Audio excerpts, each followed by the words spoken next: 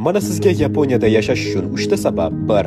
Yaponiyada bolalarning o'z banki bor. Ha, bu haqiqiy bank, lekin faqat bolalar uchun. Hatto ota-onalar ichkariga kiritilmaydi. Bolalar o'z pullarini qo'yishadi va omonatlardan hatto foiz ham olishadi. Bu ularga yoshligidan moliyani boshqarishni o'rgatish uchun yaratilgan. 2. Yaponiya shu qadar xavfsizki, hatto bolalar ham maktabga yolg'iz borishadi. Hech qanday kattalarsiz. Yaponiyada deyarli hech kim o'g'irlik qilmaydi. Telefoningizni, hamyoningizni yoki sumkangizni biror joyda qoldiring. Hatto 1 soatdan keyin qaytib kelsangiz ham u o'sha joyda turadi.